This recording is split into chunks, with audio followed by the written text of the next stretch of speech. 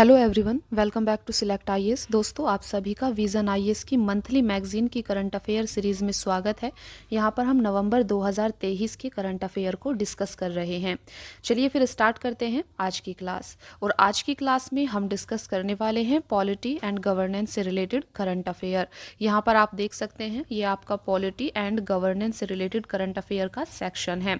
इसकी आपकी 2 classes already आ चुकी हैं और आज आपकी तीसरी क्लास है। आज की क्लास में आपका पॉलिटी एंड गवर्नेंस का 1 महीने का करंट अफेयर पूरा काफ़ी अच्छे से यहाँ पर कवर हो जाएगा। देखिए, लास्ट क्लास में हम डिस्कस कर चुके हैं इलेक्टोरल फंडिंग क्या होता है, इलेक्टोरल लिटरेसी क्या होता है, रोल ऑफ गवर्नर, और ये सभी टॉपिक आपका न्यूज़ में क्यों थे, इनके अलग अलग डायमेंशंस को हमने समझा है। नेक्स्ट है आपका स्पेशल एंड लोकल लॉज, ये क्या होते हैं। राइट टू इन्फॉर्मेशन आपका क्यों न्यूज़ में है। स्पेशल कैटेगरी स्टेटस, विशेष श्रेणी के दर्जे के बारे में आपने सुना होगा, तो इसे भी हमने काफ़ी अच्छे से समझा है।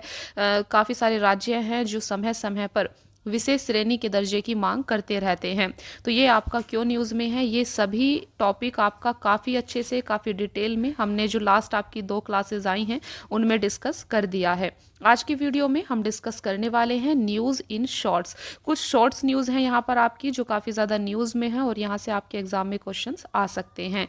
देखिए, न्यूज़ इन शॉर्ट्स में सबसे पहले न्यूज़ होगी आपकी आईना डैशबोर्ड फॉर सिटीज़। तो आईना डैशबोर्ड फॉर सिटीज़ क्या है, इसे हम आज की वीडियो में समझेंगे। दूसरा है आपका आपराधिक कानूनों में सुधार से संबंधित विधेयकों पर रिपोर्ट। तो reports on bills for criminal laws, इसे हम आज की वीडियो में समझने वाले हैं। तीसरा हम देखेंगे सांसदों और विधायकों के खिलाफ मामलों का निपटान। चौथा enabling communications on real time environment, ये क्या है। एनकोर, एनकोर क्या है, इसे हम आज की वीडियो में समझेंगे। और नेक्स्ट है आपका फिल्म पायरेसी को रोकना। तो फिल्म पायरेसी क्या होती है, इसे आपको यहाँ पर समझना है। आपसे कभी कभी एग्जाम में एक लाइन में पूछ लिया जाता है व्हाट इज पायरेसी, पायरेसी क्या होता है। तो ये सभी टॉपिक आपका आज की वीडियो में कंप्लीट हो जाएंगे। आपको वीडियो को पूरा देखना है। और आज आपका पॉलिटी एंड गवर्नेंस का करंट अफेयर पूरा 1 महीने का, नवंबर मंथ का कंप्लीट हो जाएगा। देन हम इंटरनेशनल करंट अफेयर को डिस्कस करेंगे। इसके बाद आपका इंटरनेशनल करंट अफेयर की क्लासेस शुरू होंगी। इसे भी हम 2 से 3 पार्ट में आपका पूरा काफ़ी अच्छे से कवर करेंगे। इसे भी आपको ज़रूर देखना है।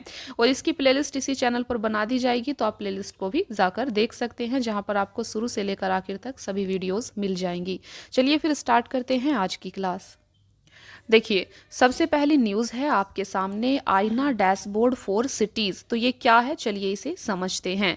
हाल ही में आवासन और शहरी कार्य मंत्रालय ने आईना डैशबोर्ड फॉर सिटीज़ पोर्टल शुरू किया है। तो आपने यहाँ पर देखा, ये क्या है, ये आपका एक पोर्टल है जिसे किसने शुरू किया है, इसे आवासन और शहरी कार्य मंत्रालय ने शुरू किया है।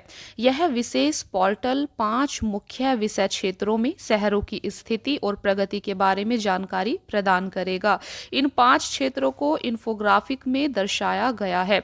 तो आप देख सकते हैं इस पोर्टल को किस लिए डिज़ाइन किया गया है, तो इसे इसलिए लॉन्च किया गया है बेसिकली क्योंकि यह विशेष पोर्टल 5 मुख्य विशेष क्षेत्रों में शहरों की स्थिति और प्रगति के बारे में जानकारी प्रदान करेगा। आपको एक लाइन में याद रखना है, आईना डैशबोर्ड फॉर सिटीज नामक पोर्टल, यह आपका शहरों की स्थिति और प्रगति के बारे में जानकारी से रिलेटेड है। आपसे ये भी पूछा जा सकता है कि आईना डैशबोर्ड ये किस चीज से रिलेटेड है, तो ये आपका शहरों की स्थिति और प्रगति के बारे में जानकारी से रिलेटेड है। बेसिकली शहरों के विकास से रिलेटेड है, ठीक है। और इसमें 5 मुख्य क्षेत्रों में इस चीज को दिखाया जाएगा। तो आप देख सकते हैं इन 5 क्षेत्रों को इन्फोग्राफिक में दर्शाया गया है। देखिए, देश भर के शहरी स्थानीय निकाय नियमित आधार पर स्वेच्छा से इस पोर्टल पर ऑडिट किए गए खातों और स्वयं के द्वारा रिपोर्ट किए गए प्रदर्शन मैट्रिक्स सहित अपना डेटा प्रस्तुत करेंगे।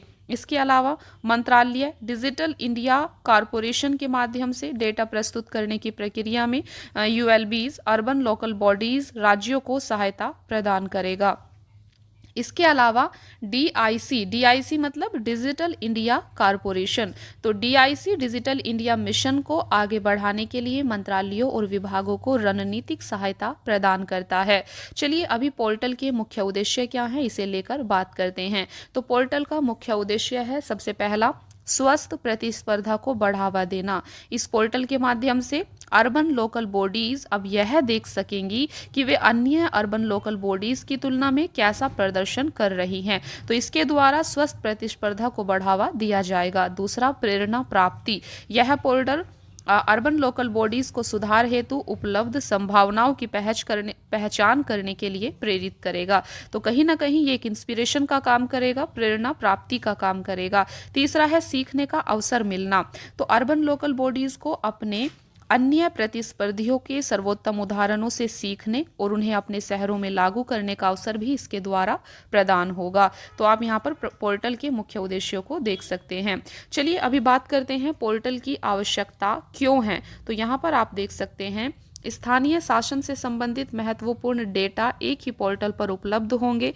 इससे नई स्कीम की योजना बनाने और नीतिगत निर्णय लेने में मदद मिलेगी। तो आप देख सकते हैं इस पोर्टल की आवश्यकता क्या थी। तो बेसिकली इसके कारण स्थानीय शासन से संबंधित जो भी आपका महत्वपूर्ण डेटा होगा वो आपका एक ही पोर्टल पर उपलब्ध होगा, जिसके कारण नई स्कीम की योजना बनाने और नीतिगत निर्णय लेने में मदद मिलेगी। इसीलिए इस पोर्टल की आवश्यकता थी।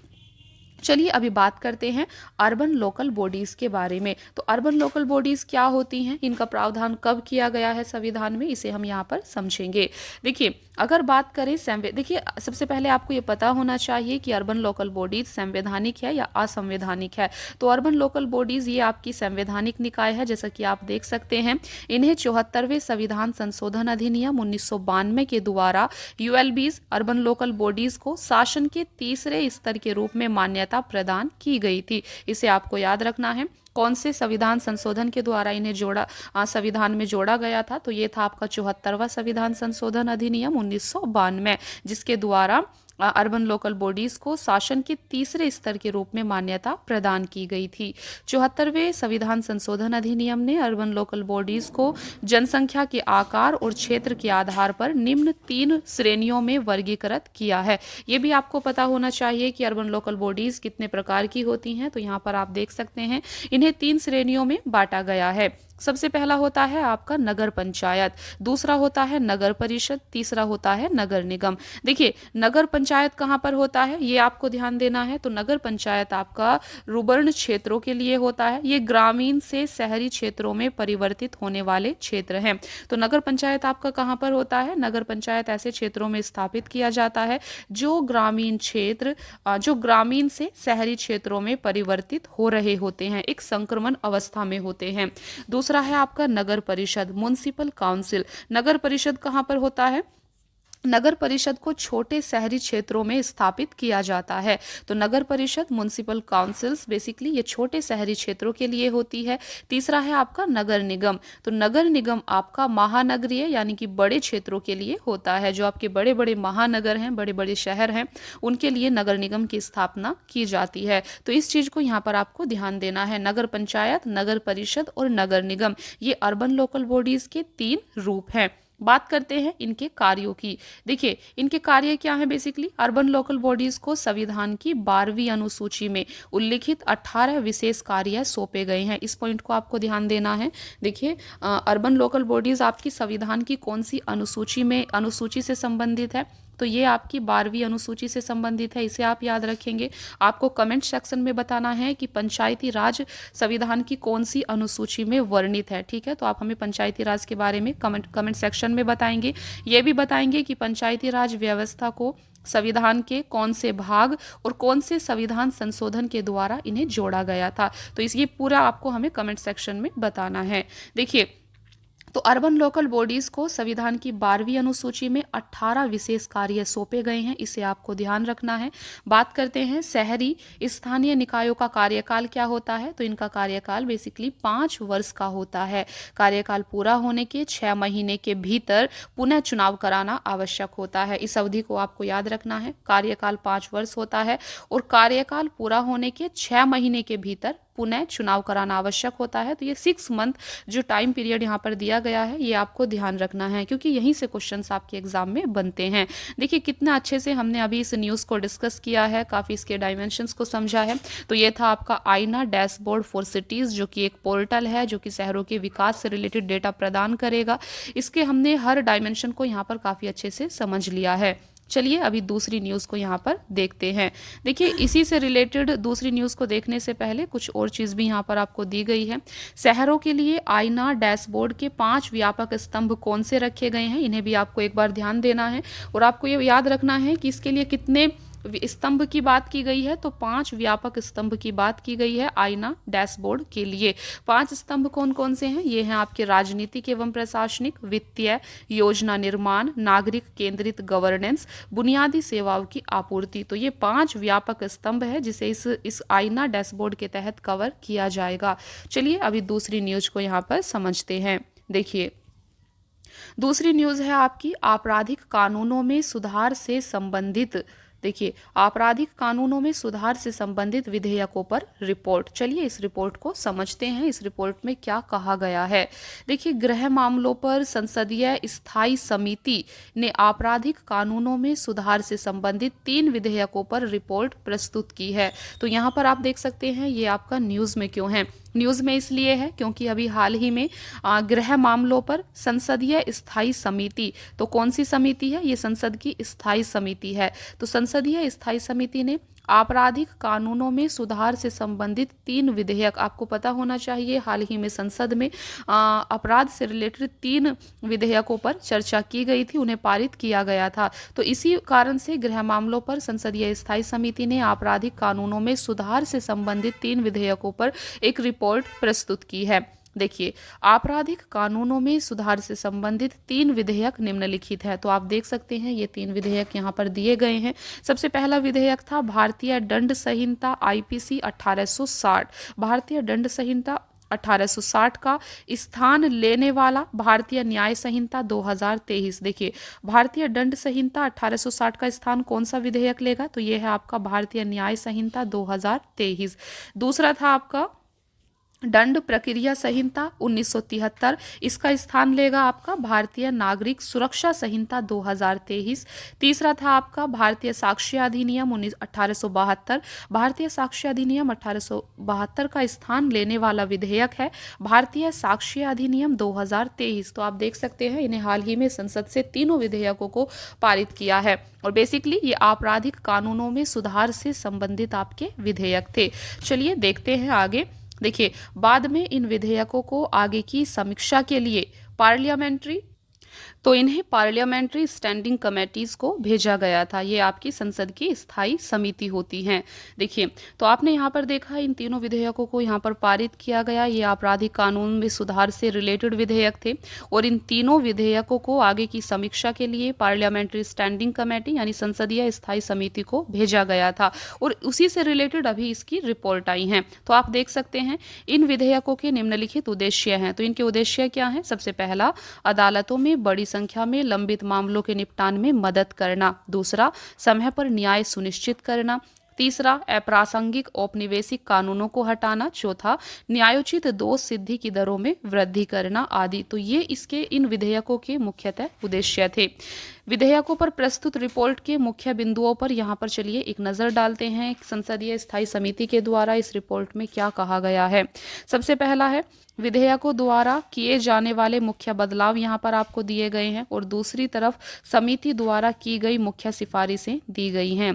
देखिए सबसे पहले समझते हैं विधेयकों के द्वारा किए जाने वाले मुख्य बदलाव कौन कौन से हैं। तो सबसे पहला है आईपीसी की धारा 377 को हटा दिया गया है। देखिए विधेयकों द्वारा किए जाने वाले मुख्य बदलाव, सबसे पहला आईपीसी की धारा 377 को हटा दिया गया है। यह धारा प्रकृति के नियम के खिलाफ आपराधिक यौन संबंध से संबंधित है। तो आप देख सकते हैं यह धारा आपकी प्रकृति के नियम के खिलाफ आपराधिक यौन संबंध से संबंधित थी। आईपीसी की धारा 377।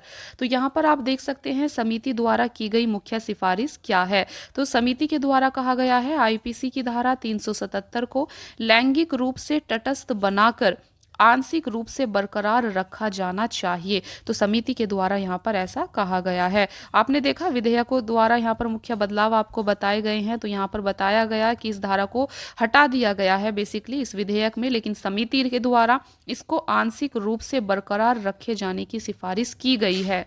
चलिए देखते हैं नेक्स्ट। दूसरा पॉइंट है आपका उच्चतम न्यायालय ने व्यभिचार से संबंधित आईपीसी की धारा 497 को निरस्त कर दिया था। तो इसमें देखते हैं समिति के द्वारा क्या सिफारिश की गई है। तो यहाँ पर कहा गया है कि व्यभिचार को लैंगिक रूप से तटस्थ बनाकर इसे फिर से अपराध घोषित किया जाना चाहिए। तो ये समिति के द्वारा यहाँ पर सिफारिश की गई है। तीसरा है आपका विधेयक द्वारा किया गया बदलाव। आईपीसी के प्रावधानों के तहत अपराधियों को 6 प्रकार की सजाएं दी जाती हैं, जैसे मृत्युदंड, आजीवन कारावास, संपत्ति की जब्ती, जुर्माना और सामुदायिक सेवा। तो समिति के द्वारा कहा गया है कि न्यायिक दंडाधिकारियों को सजा के रूप में सामुदायिक सेवा लागू करने में सक्षम बनाया जाना चाहिए। तो ये था आपका फोर्थ पॉइंट है ऑनलाइन इलेक्ट्रॉनिक रूप से एफआईआर दर्ज करवाने की व्यवस्था करना। तो ये इन विधेयकों के द्वारा किया गया है। सिफारिश जबकि समिति के द्वारा सिफारिश की गई है कि केवल राज्य निर्दिष्ट तरीकों के माध्यम से ही ऑनलाइन एफआईआर की अनुमति दी जानी चाहिए। नेक्स्ट है गिरफ्तारी के दौरान हथकड़ी का उपयोग करना। तो इसके देखिए समिति के द्वारा कहा गया है कि आर्थिक अपराधियों हेतु हथकड़ी के उपयोग को प्रतिबंधित किया जाना चाहिए। नेक्स्ट है इलेक्ट्रॉनिक या डिजिटल रिकॉर्ड की स्वीकार्यता बढ़ाना। यहाँ पर समिति के द्वारा कहा गया है, संसद की स्थायी समिति के द्वारा कहा गया है, इलेक्ट्रॉनिक और डिजिटल रिकॉर्ड का उचित प्रबंधन सुनिश्चित किया जाना चाहिए। तो ये आप देख सकते हैं आपका आपराधिक कानूनों में सुधार से संबंधित यह आपकी संसदीय स्थायी समिति की रिपोर्ट है, जहां पर निम्नलिखित सिफारिशों को किया गया है जिन्हें हमने अभी यहाँ पर डिस्कस किया है। यहाँ पर हमने ये भी देखा कि इन विधेयकों के द्वारा कानूनों में कौन कौन सा बदलाव किया गया है। हमने ये भी देखा कि ये 3 विधेयक कौन कौन से थे और कौन कौन से विधेयक का ये स्थान लेंगे जो आपके नए विधेयक आए हैं हाल ही में आपराधिक कानूनों में सुधार से संबंधित। तो काफ़ी अच्छे से ये न्यूज़ अभी हमें समझ में आ गई है। चलिए अभी तीसरी न्यूज़ को देखते हैं। देखिए तीसरा है आपके सामने सांसदों और विधायकों के खिलाफ मामलों का निपटान। इसको अभी यहाँ पर अच्छे से समझते हैं। सांसदों और विधायकों के खिलाफ मामलों का निपटान। देखिए सुप्रीम कोर्ट ने सांसदों और विधायकों के खिलाफ मामलों के शीघ्र निपटान की निगरानी के लिए उच्च न्यायालयों को दिशा निर्देश जारी किए हैं। तो आप देख सकते हैं ये न्यूज़ में क्यों है, क्योंकि हाल ही में सुप्रीम कोर्ट ने सांसदों और विधायकों के खिलाफ मामलों के शीघ्र निपटान की निगरानी के लिए उच्चतम न्यायालयों हाई कोर्ट्स को दिशा निर्देश जारी किए हैं। सुप्रीम कोर्ट ने ये दिशा निर्देश लोक प्रतिनिधित्व अधिनियम 1951 से संबंधित एक याचिका की सुनवाई करते हुए जारी किए हैं। इस याचिका में उक्त अधिनियम की धारा 8(3) को चुनौती दी गई थी। तो आप ये देख सकते हैं लोक प्रतिनिधित्व अधिनियम 1951 की धारा 8(3) कम से कम 2 साल की सजा वाले अपराधों के दोषी उम्मीदवारों को 6 वर्षों के लिए चुनाव लड़ने से प्रतिबंधित करती है। तो इसको आपको थोड़ा सा ध्यान देना है क्योंकि ये आपका न्यूज़ में है। ये एक्ट आपका काफ़ी ज़्यादा इंपॉर्टेंट है पार्लियामेंट टॉपिक से। लोक प्रतिनिधित्व अधिनियम 1951 की धारा 8(3) क्या कहती है? इसके द्वारा ऐसा कहा गया है कि कम से कम 2 साल की सजा वाले अपराधों के दोषी उम्मीदवारों को 6 वर्षों के लिए चुनाव लड़ने से प्रतिबंधित करती है। तो यह बेसिकली इन्हें 6 वर्षों के लिए चुनाव लड़ने से प्रतिबंधित करती है। सुप्रीम कोर्ट के निम्नलिखित दिशा निर्देश यहाँ पर जारी किए गए हैं। अभी हमें यहाँ पर देखने हैं सुप्रीम कोर्ट के द्वारा इनसे रिलेटेड क्या चीज़ें कही गई हैं। देखिए यहाँ पर हमने समझा सांसदों और विधायकों के खिलाफ मामलों का निपटान, जहाँ पर सुप्रीम कोर्ट का एक निर्देश आया है। सुप्रीम कोर्ट ने इन्हें जल्दी से जल्दी निपटाने का आदेश दिया है क्योंकि यहाँ पर एक सुप्रीम कोर्ट में एक याचिका दायर की गई थी जैसा कि आपने देखा, और यहाँ पर लोक प्रतिनिधित्व अधिनियम 1951 की धारा 8(3) को चुनौती दी गई थी। और धारा 8(3) क्या कहती है यहाँ पर हमने इसे भी अच्छे से देख लिया है। अभी हम समझेंगे सुप्रीम कोर्ट के दिशा निर्देश क्या सब जारी किए गए हैं। देखिए सबसे पहले सुप्रीम कोर्ट के द्वारा यहाँ पर कहा गया है सुप्रीम कोर्ट ने उच्च न्यायालयों को सांसदों और विधायकों के खिलाफ लंबित मामलों के शीघ्र निपटान के लिए स्वतः संज्ञान लेकर इन मामलों को दर्ज करने का निर्देश दिया है। तो आप यहाँ पर देख सकते हैं यहाँ पर सुप्रीम कोर्ट ने हाई कोर्ट से कहा है कि आप स्वतः संज्ञान लेकर जो भी सांसद और विधायक के खिलाफ लंबित मामले हैं उनका जल्दी से जल्दी निपटारा करें। इन मामलों को इन री डेसिग्रेटेड कोर्ट्स ऑफ एमपी एमएलए शीर्षक के तहत दर्ज किया जाएगा।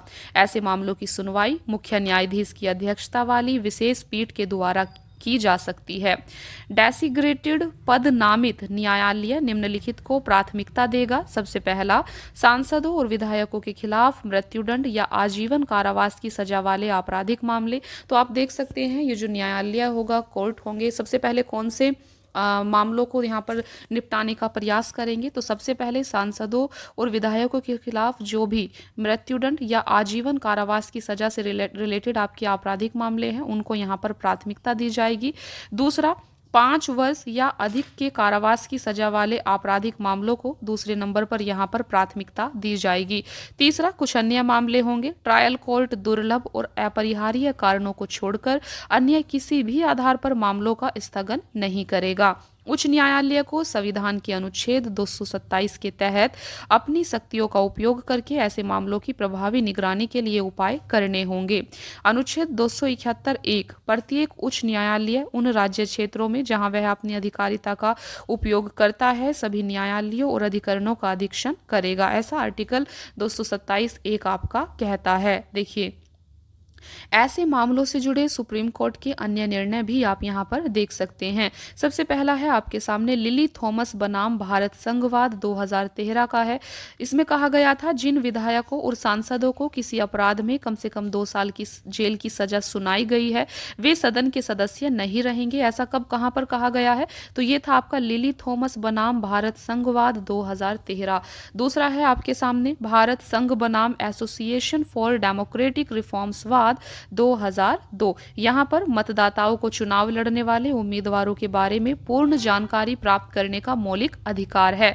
तो आप देख सकते हैं भारत संघ बनाम एसोसिएशन फॉर डेमोक्रेटिक रिफॉर्म्सवाद 2002 में क्या कहा गया था? यहाँ पर कहा गया था सुप्रीम कोर्ट के द्वारा ऐसा कहा गया कि मतदाताओं को चुनाव लड़ने वाले उम्मीदवारों के बारे में पूर्ण जानकारी प्राप्त करने का मौलिक अधिकार है। फिर तीसरा केस है यहाँ पर सुप्रीम कोर्ट का 2018 में सुप्रीम कोर्ट ने राजनीतिक दलों के लिए अपने उम्मीदवारों के खिलाफ लंबित आपराधिक मामलों का विवरण अपनी वेबसाइट्स पर प्रकाशित करना अनिवार्य कर दिया था। तो ऐसा 2018 में किया गया था सुप्रीम कोर्ट ने राजनीतिक दलों के लिए। तो यहाँ पर हमने देखा सुप्रीम कोर्ट से रिलेटेड इसी टॉपिक से रिलेटेड कुछ इंपॉर्टेंट केस यहाँ पर दिए गए हैं। तो इसे हमने यहाँ पर काफ़ी अच्छे से समझ लिया है। तो फ्रेंड्स, यहाँ पर आप देख सकते हैं ये टॉपिक आपका यहाँ पर समाप्त हो जाता है। यहाँ पर हम बात कर रहे थे सांसदों और विधायकों के खिलाफ मामलों का निपटान। ये न्यूज़ क्या थी? तो न्यूज़ आपने देखा कि सुप्रीम कोर्ट के द्वारा जिन भी सांसदों और विधायकों के खिलाफ कोई भी आपराधिक मामला चल रहा है उनका जल्दी से जल्दी निपटारा करने के लिए निर्देश दिए गए हैं। तो इसे हमने काफ़ी अच्छे से समझ लिया है। देखिए, नेक्स्ट टॉपिक है आपके सामने इनेबलिंग। देखिए, इसको आप एनकोर भी पढ़ सकते हैं। तो ये आपका एनकोर टॉपिक यहाँ पर दिया गया है। एनकोर की फुल फॉर्म क्या होती है? सबसे पहले इसे समझिए। तो एनकोर की फुल फॉर्म होती है enabling communications on real time environment. तो आप यहाँ पर देख सकते हैं। देखिए, भारत निर्वाचन आयोग इलेक्शन कमीशन ऑफ इंडिया ने एनकोर के माध्यम से उम्मीदवारों एवं चुनाव से संबंधित संपूर्ण प्रबंधन के लिए एक इन हाउस सॉफ्टवेयर डिज़ाइन किया है। तो आपने यहाँ पर देखा ये आपका न्यूज़ में क्यों है? क्योंकि हाल ही में election commission of India Bharat निर्वाचन आयोग ने एनकोर के माध्यम से उम्मीदवारों एवं चुनाव से संबंधित संपूर्ण प्रबंधन के लिए एक इन हाउस सॉफ्टवेयर डिज़ाइन किया है।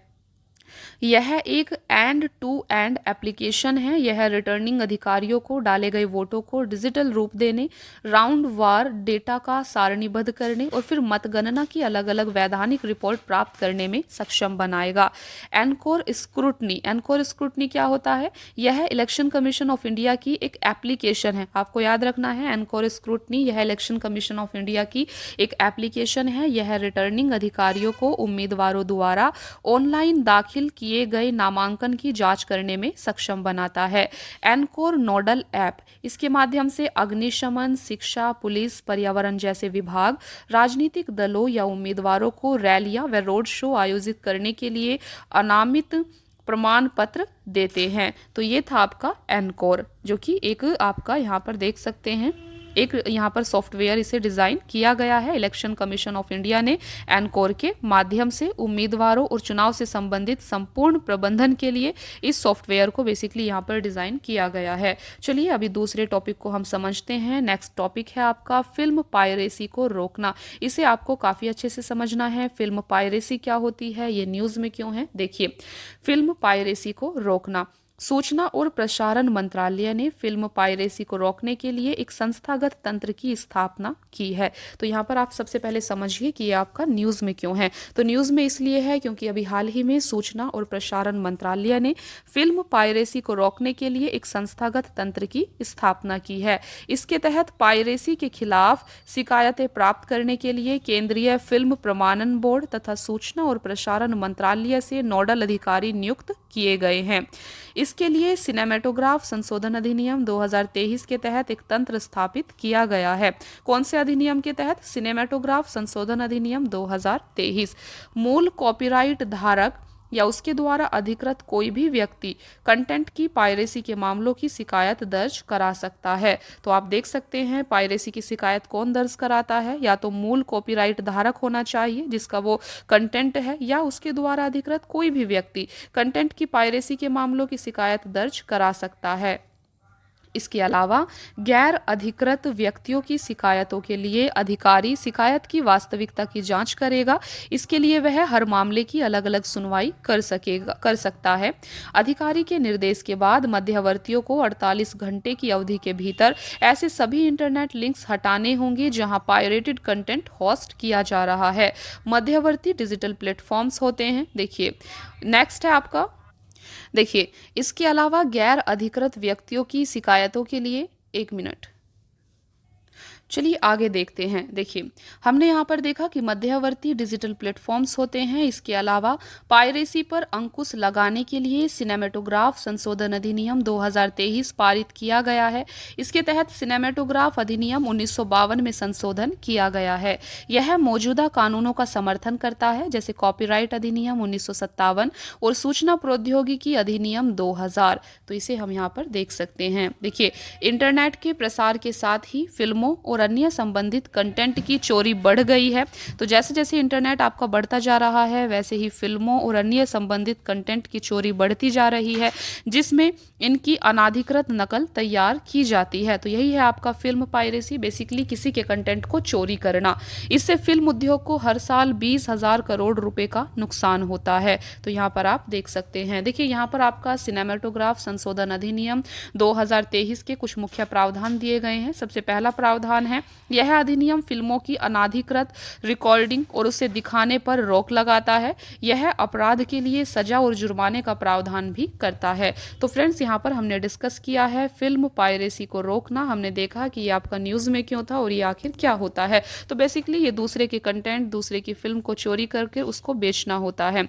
इसे हमने काफ़ी अच्छे से यहाँ पर समझ लिया है। अभी आप यहाँ पर देख सकते हैं, यहाँ पर आपका पॉलिटी एंड गवर्नेंस का करंट अफेयर कंप्लीट हो जाता है पूरे 1 मंथ का, नवंबर मंथ की ही मैगजीन अभी आपकी लेटेस्ट मार्केट में आई हुई है। इसे काफ़ी अच्छे से हमने डिस्कस कर लिया है।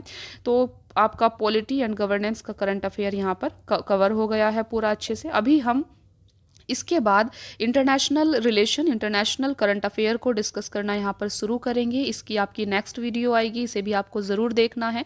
इसकी प्लेलिस्ट इसी चैनल पर बना दी गई है, तो या बना दी गई है, तो आप वहाँ से प्लेलिस्ट को फॉलो कर सकते हैं।